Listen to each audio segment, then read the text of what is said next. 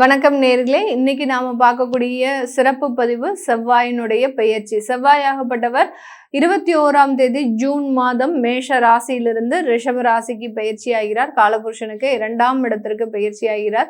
இந்த 2ஆம் இடத்துல இருக்கக்கூடிய இந்த செவ்வாய் 2ஆம் தேதி ஆகஸ்ட் மாதம் வரைக்கும் கிட்டத்தட்ட 45 நாட்களுக்கு இந்த ரிஷப ராசியில தான் இருக்க போறார். இந்த ரிஷப ராசியில இருக்கக்கூடிய இந்த செவ்வாய் 4ஆம் பார்வையாக சிம்ம ராசியையும் 7ஆம் பார்வையாக அந்த விருச்சிக ராசியையும் 8ஆம் பார்வையாக அந்த தனுசு ராசியையும் பார்வையிடுகிறார்.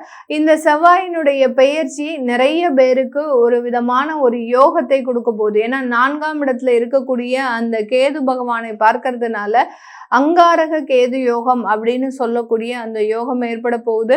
அடுத்து பார்த்தீங்கன்னா மீன ராசியில இருக்கக்கூடிய அந்த சனி பகவான் 3ஆம் பார்வையாக இந்த பெயர்ச்சி ஆகக்கூடிய இந்த செவ்வாயை பார்க்கறதுனால இந்த காலகட்டம் பார்த்தீங்கன்னா அதிகப்படியாக அந்த சனி செவ்வாய் சேர்க்கையினால சில நிறைய விஷயங்களுக்காக போராட வேண்டிய ஒரு அவசிய சூழ்நிலை அப்படின்றது ஏற்பட போகுது. இந்த சனி செவ்வாய் யோகத்துக்கு பேர் பார்த்தீங்கன்னா யம யோகம் அப்படின்றது மாதிரியான ஜோதிட ரீதியாக சொல்றோம். இந்த 2 யோகங்களும் சேர்ந்து மிதுன ராசி என்பர்களுக்கு என்ன மாதிரியான ஒரு அமைப்பை கொடுக்க போகுது அப்படின்றத இந்த 45 நாட்களுக்கு என்னென்ன பலன்கள் அப்படின்றத இந்த பதிவுல தெளிவா பார்க்க போறோம். மிதுன ராசி என்பர்கள் எப்போதுமே பார்த்தீங்கன்னா ரொம்ப அறிவுபூர்வமான சில செயல்கள்ல தான் ஈடுபடுவாங்க. யாருக்குமே எட்டாத சில விஷயங்களெல்லாம் இந்த மிதுன ராசி என்பர்கள் ரொம்ப இன்ட்ரெஸ்ட் எடுத்து செய்யக்கூடிய ஒரு நபர்கள். யாராலையும் செய்ய முடியாத சில டாஸ்கை கூட இவர்கள் எளிதாக முடிக்கக்கூடிய ஒரு அமைப்பு வாய்ந்தவர்கள்.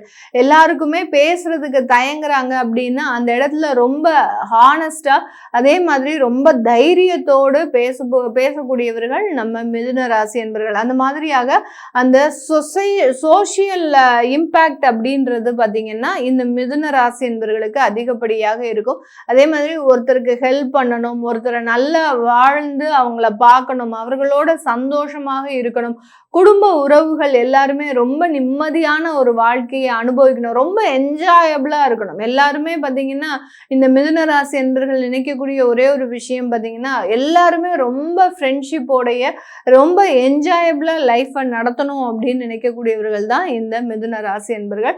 அப்படிப்பட்ட இந்த மிதுன ராசி என்பர்களுக்கு இந்த செவ்வாய் பகவான் 12ஆம் இடத்துல பயிற்சியாகி வர்றார். இது வரைக்கும் 11ஆம் இடத்துல இருந்தாரு, இப்போ 12ஆம் இடத்துல பயிற்சியாகி வருகிறார். ருணரோக சத்ருஸ்தானாதிபதி மறைவு ஸ்தானத்திற்கு அயன சயன ஸ்தானத்திற்கு வருகிறார். இதனால இந்த காலகட்டம் இந்த மிதுன ராசி என்பர்களுக்கு பார்த்தீங்கன்னா அதிகப்படியான அலைச்சல்கள் அப்படின்றது அதிகப்படியாக இருக்கும். ஒரு இடத்துல இருந்து இன்னொரு இடத்துக்கு போறது, இன்னொரு இடத்துல இருந்து வேற ஏதாவது அந்த இடத்துல அந்த வேலைகள் நடக்காம அது சம்பந்தப்பட்டு வேற இடத்துக்கு போகிறது, இப்படி அந்த அலைச்சல்கள் அப்படின்றது அதிகப்படியாக இருக்கக்கூடிய ஒரு நாட்களாக தான் இந்த 45 நாட்கள் இருக்க போது. இந்த 12ஆம் இடத்துல இருக்கக்கூடிய அந்த செவ்வாயாகப்பட்டவர் உங்களுடைய 3ஆம் இடத்தை பார்க்கிறார். அதாவது அந்த சிம்ம ராசியை பார்க்கறதுனால இந்த இடத்துல பார்த்தீங்கன்னா சில முயற்சிகள் நீங்களே எடுக்கிறதுக்கு உண்டான ஒரு நேரம். இது வரைக்கும் இதெல்லாம் வேண்டாம், இதெல்லாம் நம்மளால செய்ய முடியாது, இந்த தொழில்லாம் நம்மளுக்கு செட்டே ஆகாது அப்படின்ற மாதிரியான சில விஷயங்களை நீங்களே ஒதுக்கி வச்சிருப்பீங்க. இனி வரக்கூடிய காலங்கள்ல இந்த 45 நாட்கள்ல அதையெல்லாம் நீங்க தேர்ந்தெடுத்து அந்த முயற்சிகள்ல ஈடுபடக்கூடிய ஒரு நேரமாக தான் இந்த மிதுன ராசி என்பர்களுக்கு இருக்கும். மிதுன ராசி என்பர்கள் பொதுவாகவே நான் முதலே சொன்ன மாதிரி யாராலையுமே செய்ய முடியாத சில செயல்களெல்லாம் செய்யக்கூடியவர்கள். அந்த அளவுக்கு ஒரு திறமைசாலிகள் சொல்லலாம். அவர்களே சில விஷயங்களை ஒதுக்கி வச்சிருக்கிறாங்கன்னா அது எந்த அளவுக்கு ஒரு ரிஸ்கான ஃபேக்டர் இருக்கும் அப்படின்றத நம்மளால புரிஞ்சுக்க முடியும். அந்த மாதிரியான சில ரிஸ்க் ஃபேக்டர்ஸ் எல்லாம் நீங்க கையில எடுத்து செய்யறதுக்கு உண்டான ஒரு நேரமாக தான் இருக்க போது.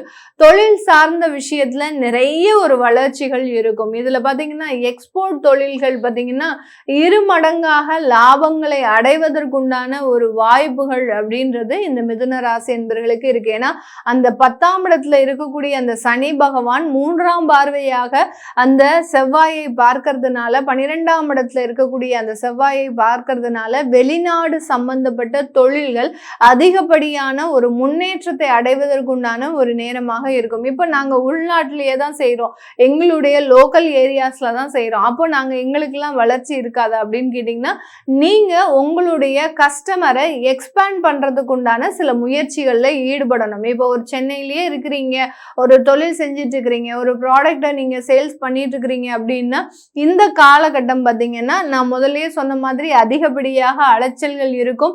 அதே மாதிரி உங்களுடைய ப்ராடக்ட் வெளியிடத்துல நல்ல ஒரு மார்க்கெட்ல இருக்கிறதுக்கு உண்டான ஒரு நேரமாக இருக்கும் அப்படின்றது சொல்லியிருக்கிறேன். சில இடத்துல செய்ய முடியாத சில ரிஸ்கை எல்லாம் எடுத்து செய்யறதுக்கு உண்டான ஒரு நேரம்னு சொல்லியிருக்கிறேன். அதனால இந்த லோக்கல் மார்க்கெட்ல இருக்கக்கூடிய நபர்கள் உங்களுடைய ப்ராடக்டை வெளியிடங்களுக்கு கொண்டு செல்வதற்குண்டான சில முயற்சிகளை செய்யுங்க. அதுல நிறைய ரிஸ்க் ஃபேக்டர்ஸ் இருக்கும், இல்லாமலாம் கிடையாது.